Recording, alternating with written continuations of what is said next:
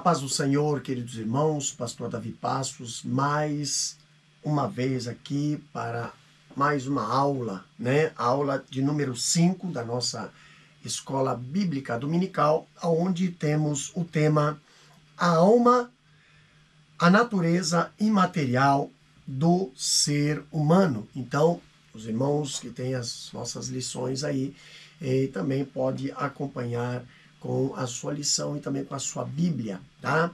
Textuário dessa lição, nos encontramos em Mateus capítulo 10, versículo 28, que diz assim: E não temais os que matam o corpo e não podem matar a alma.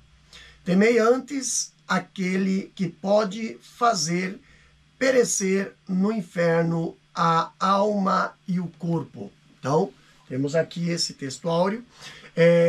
A lição nos apresenta a verdade prática, um seguinte texto: cuidar da alma é uma atitude fundamental para uma vida cristã estável e uma eternidade de alegria e paz. Então, temos aqui esse assunto. Nós temos a leitura em classe que se encontra em Gênesis capítulo 1, versículo 27 e 28, e também Gênesis capítulo 2, versículo 15 até o 17, e Mateus capítulo 10, versículo 28, que diz assim o texto: E criou Deus o homem à sua imagem, a imagem de Deus o criou, macho e fêmea os criou.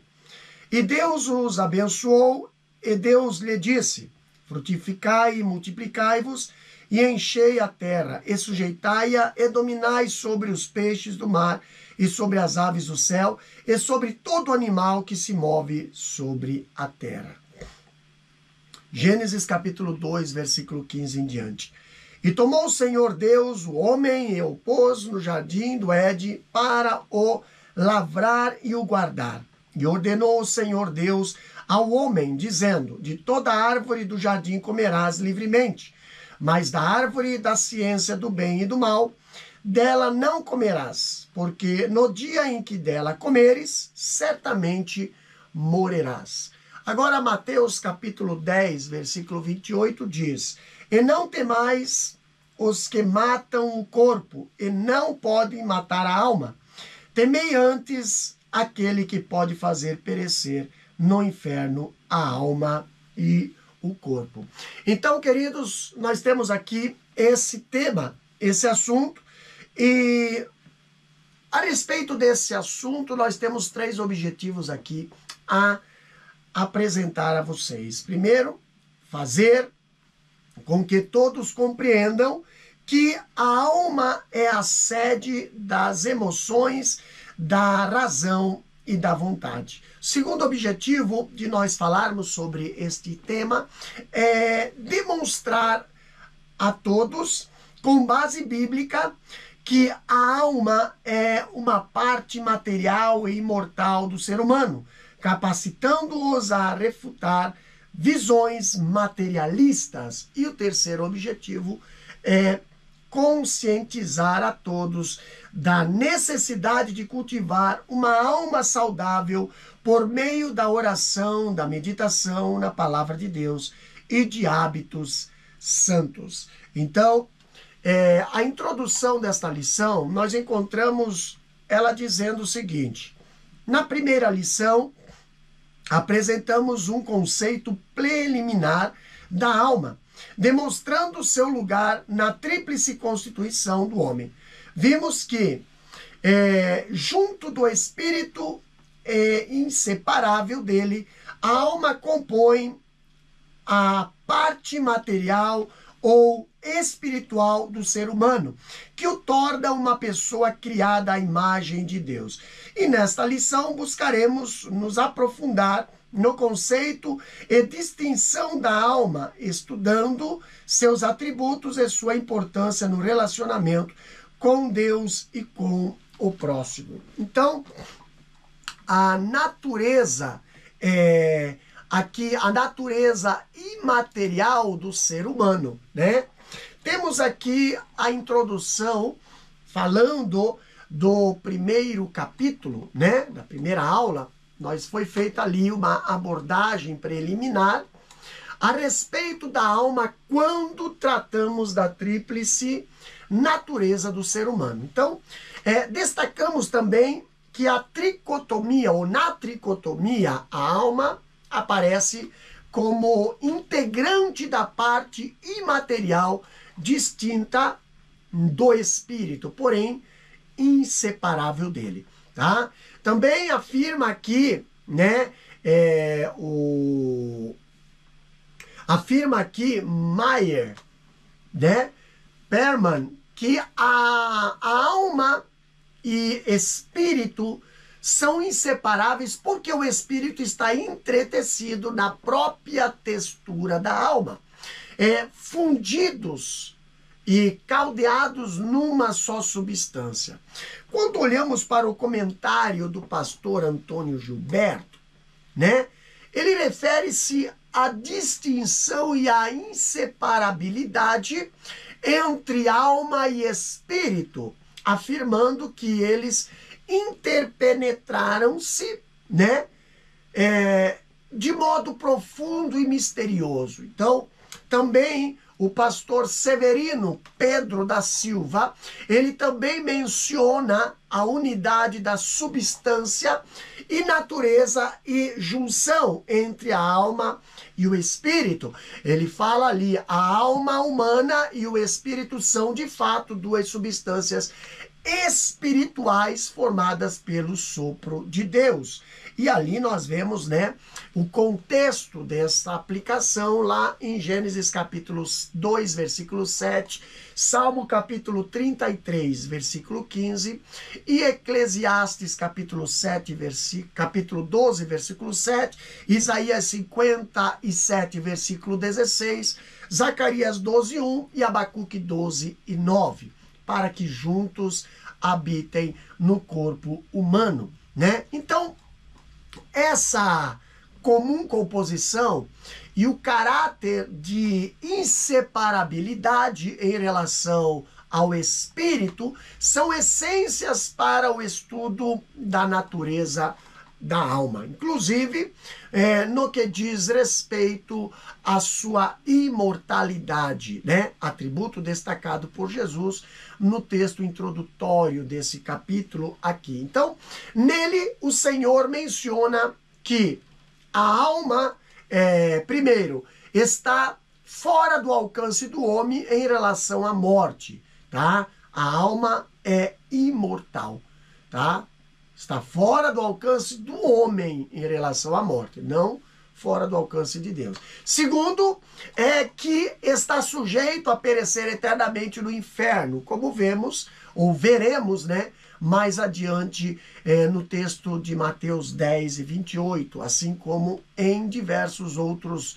A referência à alma inclui necessariamente o espírito, assim como acontece em muitas passagens relativas ao espírito, como fala em Eclesiastes capítulo 12, versículo 7, ali que trata do destino final da parte material mencionada apenas ali, o Ruach, né, que é o espírito, né, quando diz, e o pó volta à terra como o era, e o espírito volta a Deus que o deu. Então, feita essa consideração inicial, nós passamos aqui ao estudo da alma e os seus atributos. Então, no primeiro tópico, nós temos o primeiro título, Atributo da Alma.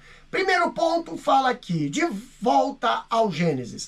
A parte material do ser humano é o que mais diferencia dos animais, como bem evidenciado na criação.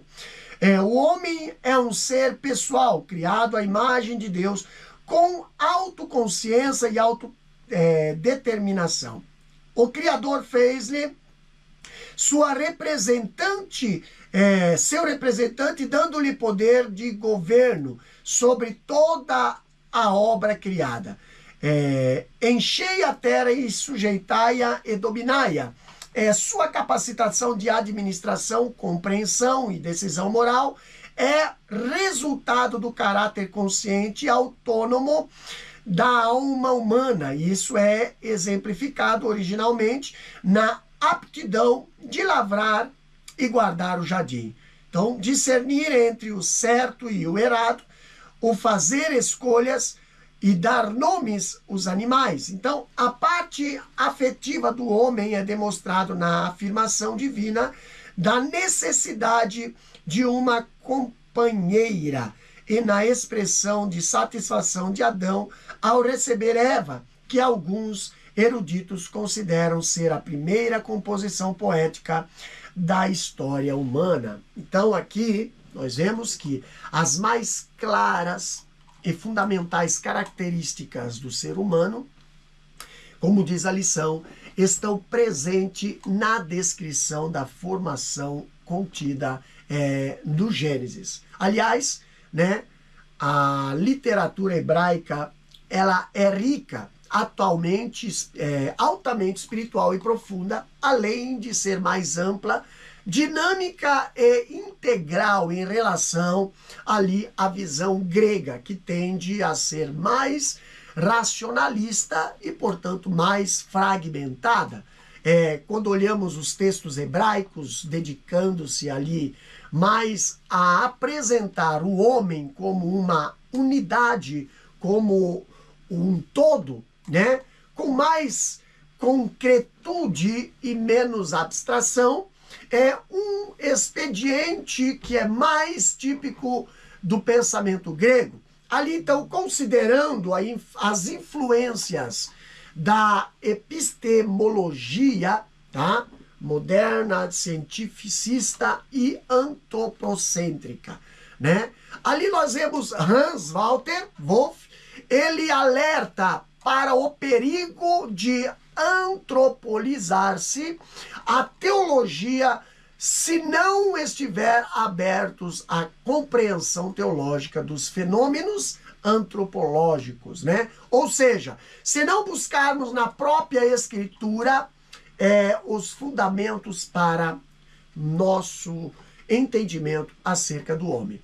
Ele diz, Wolff, ele fala, tanto no conjunto como nos pormenores, apenas a exploração dos textos esclarecerá a função de uma antropologia bíblica. Então, quanto mais conseguimos conhecer a questão, as questões aqui, percepções, expectativas dos autores dos escritos veterotestamentários, tá? Tanto melhor nós poderemos prescrever ou precaver-nos, né, contra os perigos atuais de questionamentos estreitos demais ou a incompreensão de problemas concretos, assim como contribuímos para enfocar o essencial do ser humano.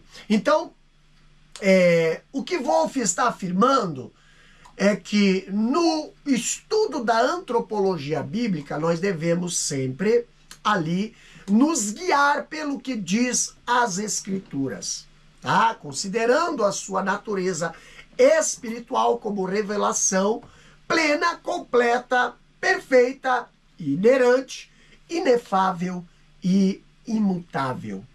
Queridos, a Bíblia não é um livro, tá? A Bíblia não é um livro de ciências ou filosofia.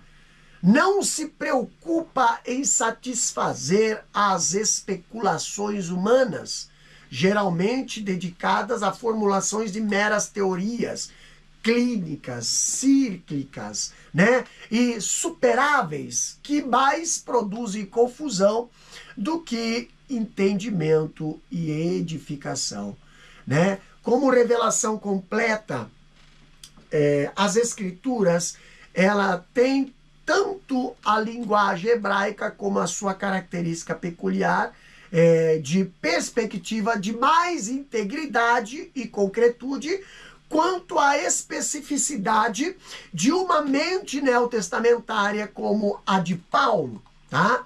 Profundo conhecedor dos textos verotestamentários, ele apresenta-nos para nós com precisa linguagem espiritual, assomadas as revelações que recebeu, conforme está lá em Efésios capítulo 3, versículo 1 ao 8.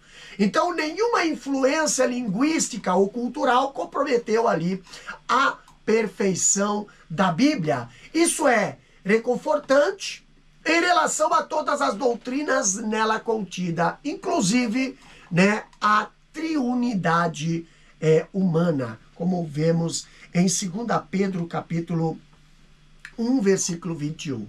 Então, a alma e imagem de Deus, né? Aqui nós vemos que, diferentemente dos animais, que foram criados cada um segundo a sua espécie, como fala Gênesis capítulo 1, versículo 24 e 25, o homem é um ser pessoal, criado à imagem e semelhança de Deus.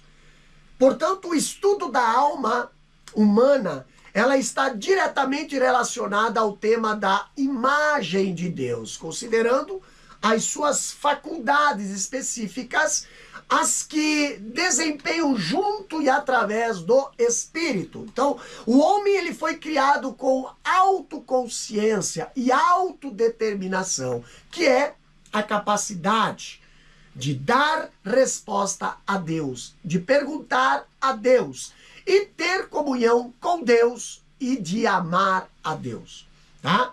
Entende-se também que esse aspecto fundamental de relacionamento com o Criador é a base do conceito da Imago Dei, né?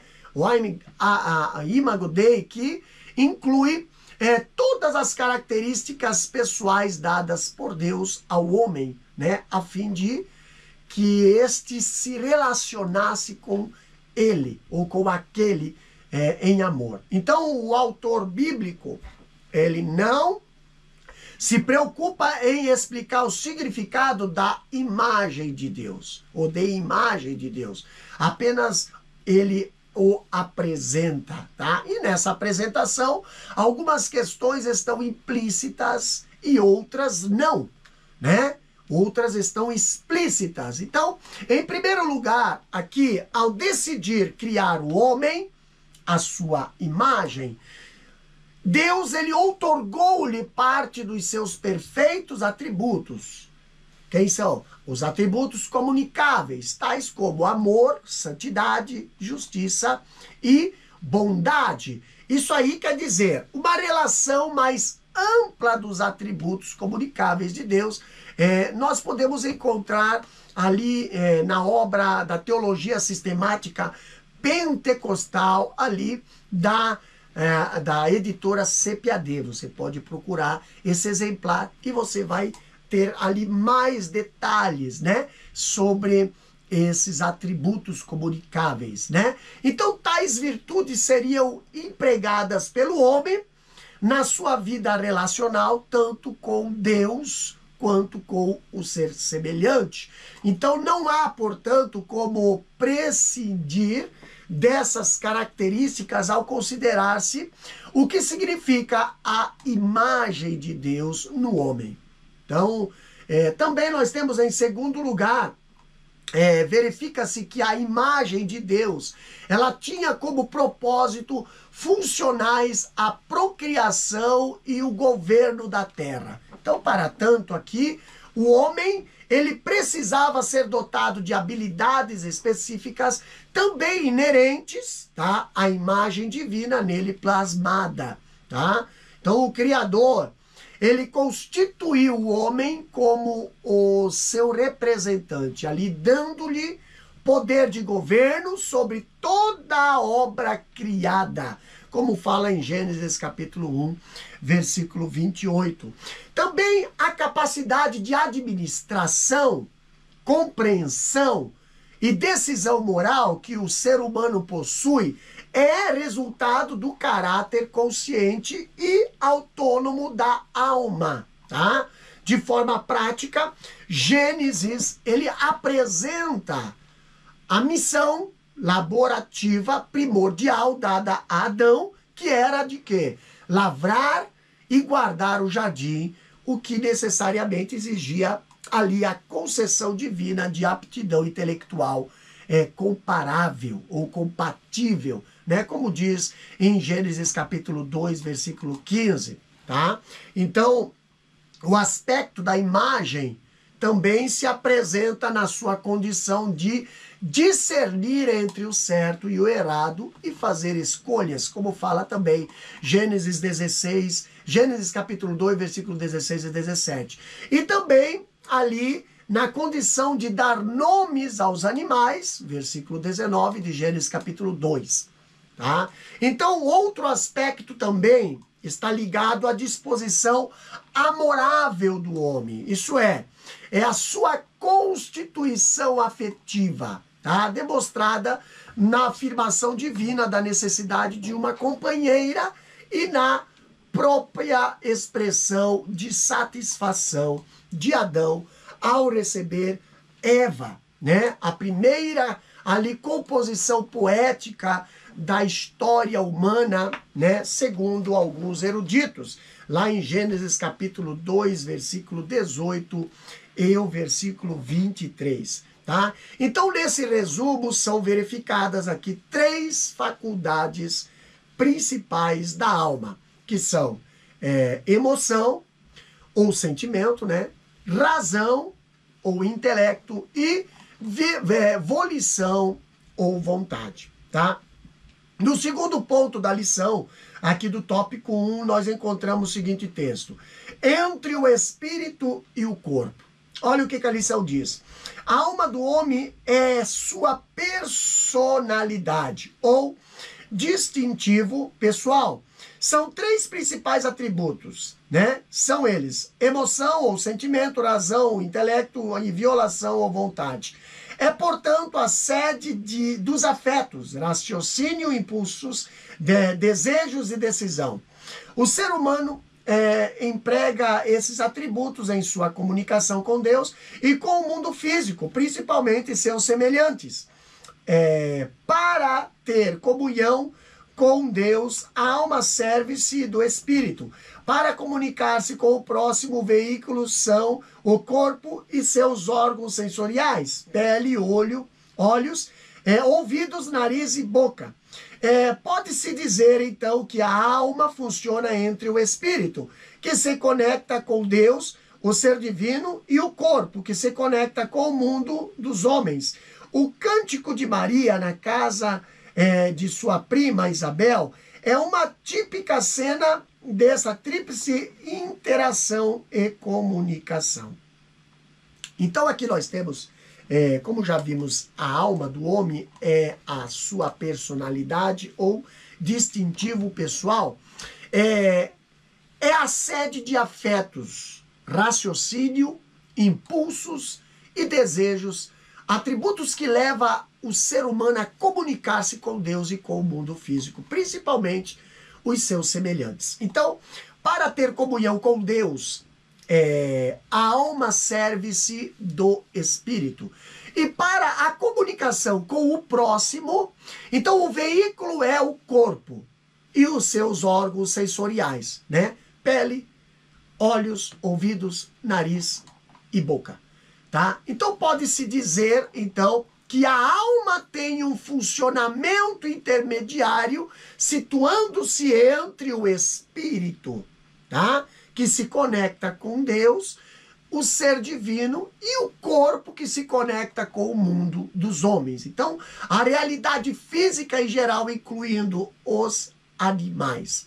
Acerca dessa relação de mediação feita pela alma, Gilberto, ele destaca a expressão da vida espiritual, afirmando que o espírito é a fonte da vida recebida de Deus e que usa e transmite essa vida à alma, tá?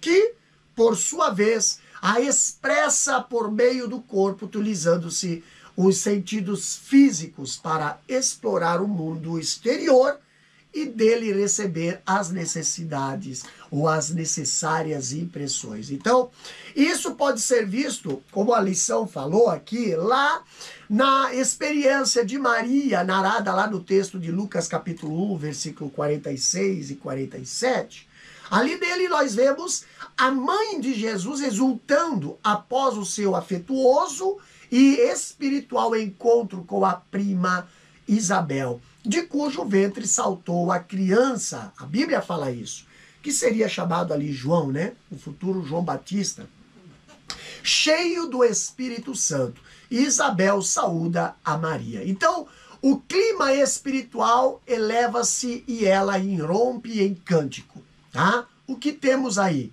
Nós temos Maria expressa através do corpo a alegria que sentia em sua alma, em profunda comunhão com Deus por intermédio do seu espírito. Então, é uma típica cena de interação e comunicação entre alma e corpo, e alma e espírito, e entre alma, espírito e corpo. Então, é a unidade humana plenamente ativa.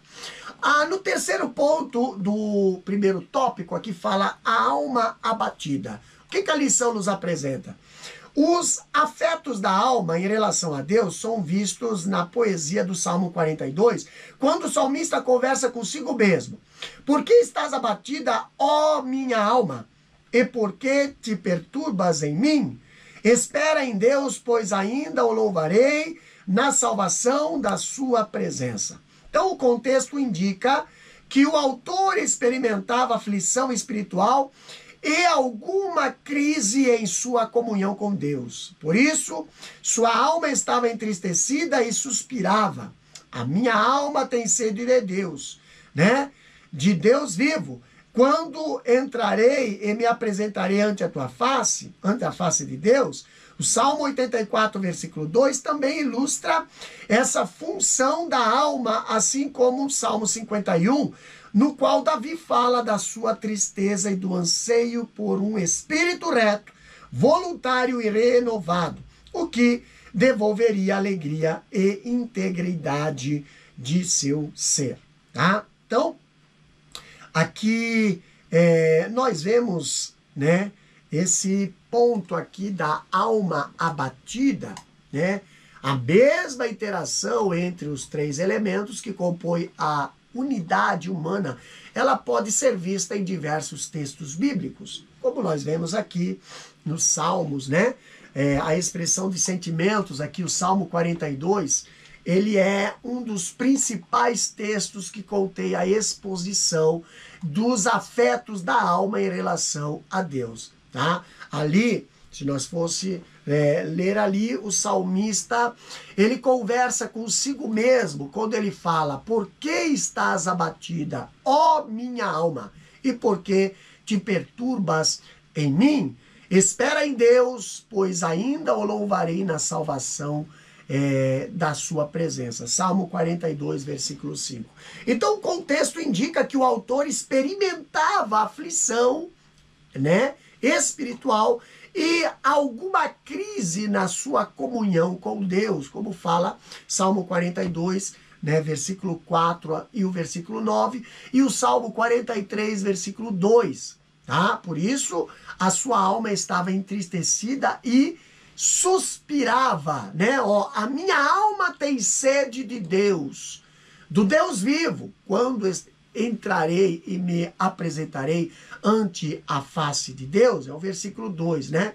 No Salmo 42, Materren, no seu comentário, ele aborda essa dinâmica espiritual da alma, que incluía a esperança de uma mudança no espírito, né? Sede da comunhão com Deus.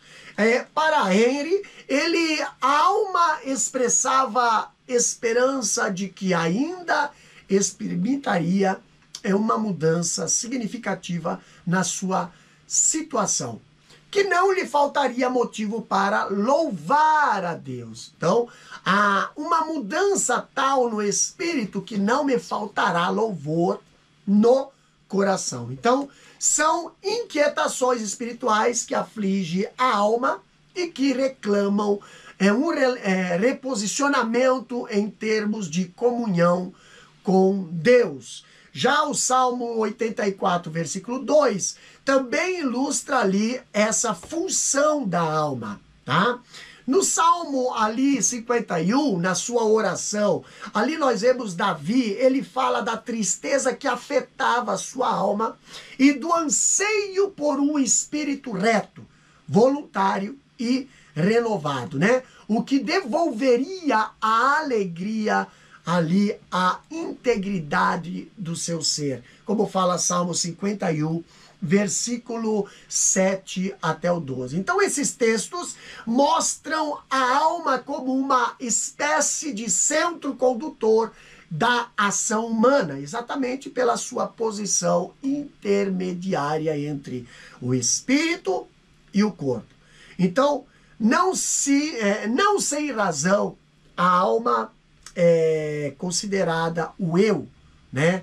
O ego, tá? Conforme ali Renovato, né? A própria vida, o princípio vital da vida humana. No segundo tópico, nós temos o título dizendo: a natureza da alma, imaterialidade e imortalidade. No primeiro ponto fala a distinção de substâncias. Olha só o que a lição nos apresenta. O texto de Mateus, capítulo 10, versículo 28, é um excelente fundamento para o estudo da alma como parte da natureza imaterial do ser humano. Em um só versículo estão profundas verdades espirituais reveladas por Jesus a respeito de nossa psique. Algumas delas relacionadas a debates alimentados ao longo de toda a história, inclusive no contexto da igreja. Em primeiro lugar, Jesus expõe a clara distinção de substâncias entre as partes materiais e imateriais do homem, né? Uma tangível, né? Corpo que pode parecer ou perecer, né? Por ação humana. E outra intangível, né? A alma que não pode ser destruída pelo homem. Então, nesse ponto é importante observar que em vários textos das Escrituras, a parte imaterial é representada ora pela alma e ora pelo espírito. Nesses casos, as referências sempre abrangem ambas as substâncias devido à sua inseparabilidade. Tá? Então, é extraordinário como o mestre dos mestres transmite tantas verdades profundas e irrefutáveis acerca da alma em um texto tão curto. E João, Jesus, ele está encorajando os seus discípulos para o exercício da missão de proclamação do reino de Deus, prevenindo-os ali de que encontraria inúmeros desafios, incluindo a morte. Então, é nesse ponto que faz a diferenciação entre o poder dos homens e o de Deus em relação à alma humana. Mateus capítulo 10, versículo 28. A passagem de Mateus 10 e 28, que foi aqui colocada nesse segundo tópico, é um excelente fundamento para o estudo da alma como parte da natureza imaterial do ser humano em termos da sua imortalidade. As profundas verdades espirituais reveladas por Jesus a respeito da nossa psique, né, estão relacionadas a debates alimentados ao longo de todas as histórias, né, de toda a história, inclusive no contexto da igreja. Quando olhamos aqui Norma Geisler, né, ela apresenta aqui um resumo de várias perspectivas acerca da natureza humana e da sua relação com o corpo. Então, com base no esboço feito por Geisler, né, segue aqui alguns principais perspectivas. Primeiro, o materialismo antropológico. O que é o materialismo antropológico? Afirma que os seres humanos têm um corpo, mas nega que tenham uma alma imaterial. Segundo essa visão, somente o corpo existe, tá? E o que se costuma chamar de alma racional, na verdade, não existe. O corpo estaria para sempre, o corpo estaria para a mente, tá? Alma. E assim como o cérebro está para um sonho, né? A mente seria simplesmente uma manifestação da matéria. Temos também o epifenomenalismo antropológico. O que é isso, pastor? É uma forma modificada de materialismo. Tá? O seu fundador, ele afirmava que a alma não passa de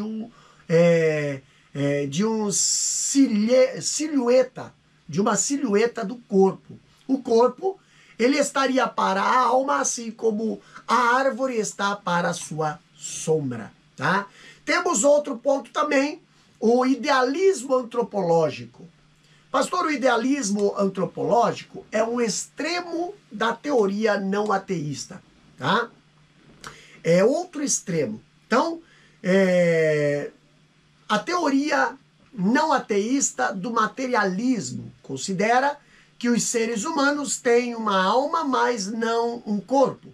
Então, o corpo estaria supostamente para a alma como uma miragem, está para a mente. Então, seria meramente uma ilusão, tá? Somente a mente, né, não existe. Então, temos também o monismo antropológico. O monismo antropológico é a visão de duplo aspecto segundo o qual a alma e o corpo seriam dois lados, interno e externo, da mesma coisa. Então, a alma e o corpo são substâncias, ou seja, a alma está para o corpo como um lado de um prato está para o outro, sendo somente um aspecto da mesma entidade. Temos também o dualismo antropológico. Ele considera que a alma e o corpo são entidades separadas e paralelas, né? O problema do dualismo é a falta de qualquer tipo de contato, unidade ou interação entre a alma e o corpo, uma visão atribuída ali a Platão, né? Então, expondo o engano presente em todas essas teorias, o ensino de Cristo mostra a clara distinção de substâncias entre as partes materiais e imateriais do homem, apesar da sua interação, né, inclusive na eternidade. Quando falamos da parte material e tangível, o corpo que pode perecer por ação humana, e a parte imaterial e intangível, que é a alma, que não pode ser destruída pelo homem, como já destacado aqui, esse é um dos textos nos quais alma ou espírito aparece representando o todo imaterial, devido ao caráter de inseparabilidade entre ambos. Mas nele Jesus também trata da ressurreição do corpo, já que aborda o seu sofrimento eterno junto com a alma. Tá? Agora vamos falar aqui no ponto 2 sobre a imaterialidade e responsabilidade pessoal. Responsabilidade pessoal. Tá? Ali a lição nos apresenta, ao tratar do perecimento da alma e do corpo no inferno, Jesus refuta as concepções antropológicas materialistas existentes desde a antiguidade. Em tempos modernos, temos o marxismo, que prega que o homem se resume à matéria, ignorando a existência de uma alma consciente após a morte. Essa ideologia ateísta nega a pecaminosidade e a responsabilidade moral do indivíduo. Considera que o mal é estrutural, que a culpa é da sociedade e que as pessoas individualmente são vítimas de estruturas opressoras. Identifica os pecados sociais, mas não individuais. Esse engano desconsidera a necessidade de arrependimento, conversão e salvação pessoal e mantém as almas de seus adeptos no caminho da perdição eterna. Toda ideologia que promete soluções absolutas para os problemas do homem por meio de doutrinas sociais, políticas ou econômicas incorre no mesmo erro. Olha só que interessante. Aqui, ao tratar do perecimento da alma e do corpo no inferno, a lição nos apresenta que Jesus refuta as concepções antropológicas materialistas existentes desde a antiguidade, como as mencionadas anteriores. O que é relevante ressaltar aqui é o reflexo das concepções em movimentos modernos, como o marxismo, que, pregando que o homem resume-se à matéria, ignora a existência de uma alma consciente após a morte, como nós vemos em Lucas capítulo 16, versículo 19 até o 31. E isso faz dessa corrente mais do que uma ideologia política, uma vez que o seu ateísmo nega a pecaminosidade e a responsabilidade moral do indivíduo. Então, considera que o mal é estrutural, que a culpa é da sociedade e que as pessoas individualmente são vítimas de estruturas opressoras. Então, o marxista identifica ali, os marxistas, eles identificam pecados sociais, mas não pecados individuais. Embora se saiba que em conjunto da sociedade, em conjunto ali, a sociedade também é capaz de formar, estruturas corruptas e opressoras. Ainda assim, isso não passa da reunião de culpas pessoais, como bem observa César Moraes Carvalho e Séfora de Carvalho. Então, eles falam, identificar uma estrutura pecaminosa em nossa realidade não exclui a culpa de cada indivíduo, muito pelo contrário, ajuda a realidade, ajuda ali a trazer ainda mais profundidade a esse conceito. Então, o grande problema de ver-se apenas os problemas da estrutura social é que isso leva a desconsiderar a necessidade de arrependimento, conversão e salvação pessoal, e mantém as almas dos seus adeptos no caminho da perdição eterna, como fala Atos capítulo 3, versículo 19 e João capítulo 17, versículo 3.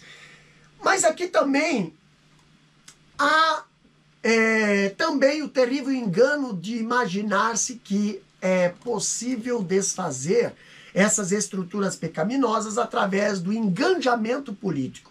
Na verdade, toda ideologia humana que promete solução para os problemas do homem por meio de doutrinas sociais, como nós lemos aqui na lição, doutrinas sociais, políticas ou econômicas, não passa de uma proposta humana falível. Nós sabemos, porém, que o único caminho eficaz para a libertação do pecado é o arrependimento e a conversão do indivíduo pela fé em Cristo como Salvador e Senhor. Então, o avanço desse processo de salvação em cada pessoa e de pessoa a pessoa é que pode influenciar a sociedade.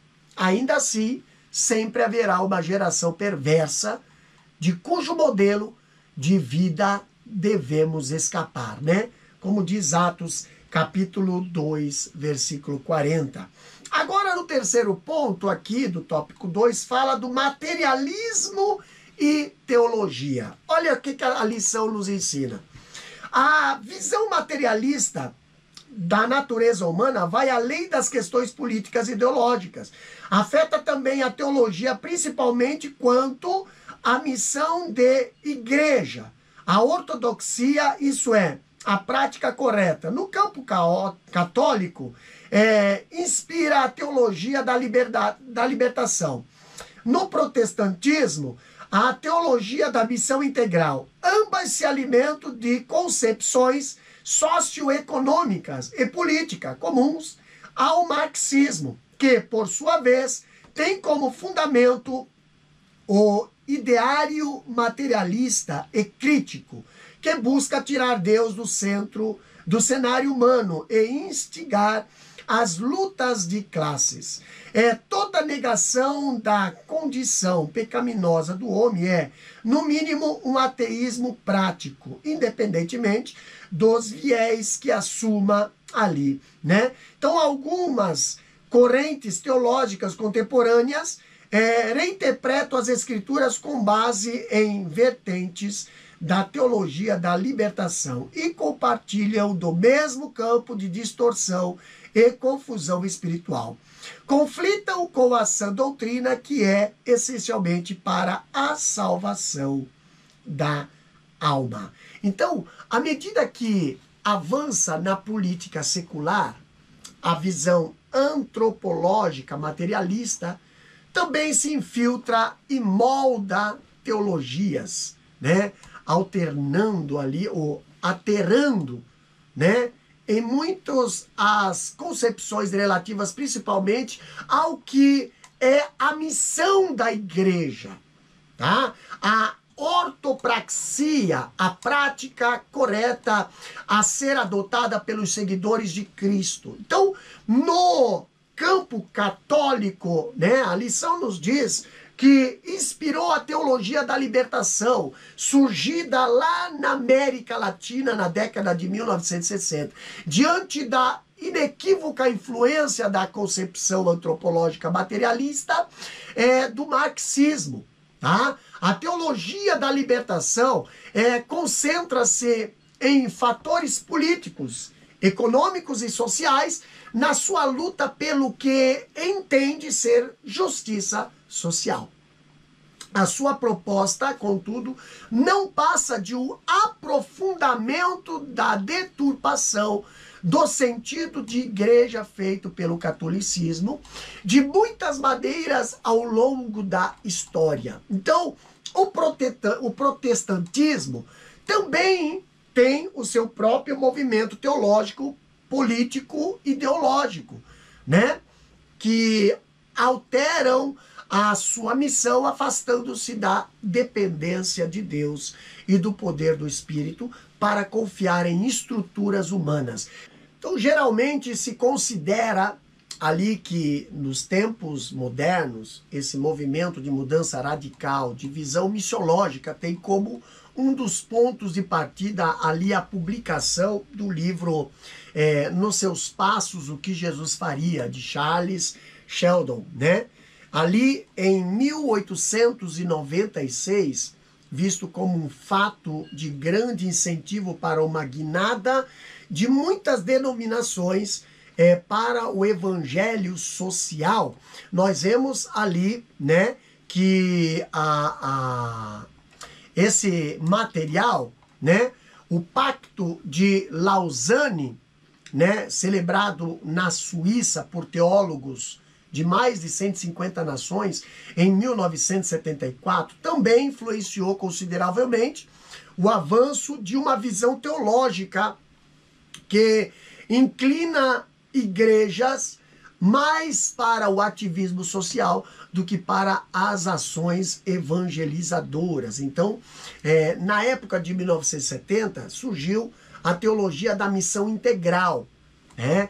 Que também se alimenta de concepções socioeconômicas e políticas comuns ao marxismo, que, por sua vez, tem como fundamento o ideário antropológico, materialista, histórico, né, que busca tirar Deus do cenário humano e instigar as lutas de classes, tá? Então, toda negação da condição pecaminosa do homem é, no mínimo, um ateísmo prático, tá? Independentemente do viés que assuma. Como diz Lamentações, capítulo 3, versículo 39, Tito, capítulo 1, versículo 16. Então, outras teologias surgiram dessa visão humanista e fracionária da busca por libertação de estruturas opressoras, como, por exemplo, a teologia negra e a teologia feminista, né? que também são enquadradas como teologia da libertação. Por isso, pertence ao mesmo campo pernicioso, né? Lucas capítulo 11, versículo 17 e 1 Coríntios capítulo 14, versículo 13. Então, o materialismo tem se incorporado também à cultura popular de muitas maneiras, como através de crenças refletidas em frases bem conhecidas como aqui se faz, aqui se paga, e também morreu, acabou. Isso ignora a imortalidade da alma que Jesus afirmou lá em Mateus capítulo 10, versículo 28. Então, no terceiro tópico aqui, nós temos a alma renovada e submissa a Deus. Primeiro ponto fala o seguinte: a edificação e saúde. A estabilidade de nossa vida cristã e nosso destino eterno depende de como cuidamos da nossa alma. A oração é um meio eficaz para nos livrar da ansiedade, um transtorno de dimensão global. Deus nos dá sua paz e protege nossas emoções e pensamentos e nos guia no caminho da sua vontade. Nossa parte é alimentar nossa mente apenas com o que edifica, o que falamos e o que ouvimos, o que lemos, o que vemos. Nossos hábitos diários determinam a saúde de nossa alma. Então, conhecer os atributos da alma, a sua importância, a natureza deve estimular-nos a dar-lhe mais valor e devotar o devido cuidado. Então, Jesus contou a parábola do rico insensato, né, que se preocupou com o ajuntamento de bens materiais, mas descuidou-se ali do cuidado da alma, como fala em Lucas capítulo 12, versículo 13 ao 21. Então, a corrida desenfreada às coisas da vida é um dos fatores de frieza e adoecimento espiritual. Para não ser vítima desse terrível mal, é preciso fazer escolhas certas, é preciso renunciar aos tesouros da terra e trabalhar para ajuntar tesouros no céu. Mateus capítulo 6, versículo 19. Então, a ansiedade é um dos problemas da alma mais recorrentes em nossos dias e costuma a desencadear transtornos mentais graves, né? Como fala ali o psicólogo, como escreve ali a psicóloga, né, Elaine Cruz. Então nós vemos que ela fala que na ansiedade ocorre o desequilíbrio de certas substâncias químicas no cérebro. Ela também diz que essas substâncias químicas chamadas neurotransmissores, tá?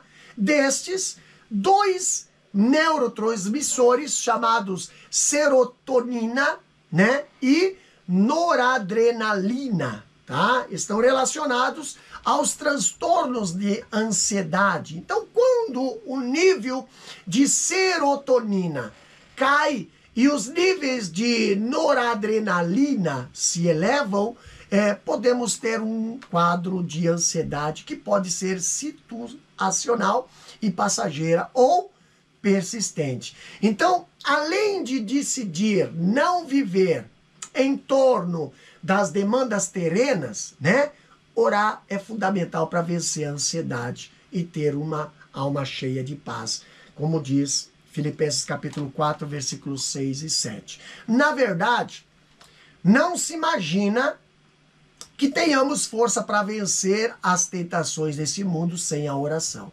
Está fora de cogitação. O apóstolo Pedro, ele escreveu que devemos lançar sobre Deus toda a nossa ansiedade, porque ele tem cuidado de nós. 1 Pedro capítulo 5, versículo 7. Então, é o Senhor que nos dá paz e protege nossas emoções e pensamentos. Filipenses capítulo 4, versículo 7. E também nos guia no caminho da sua vontade, como fala Colossenses 3 e 15. Tá?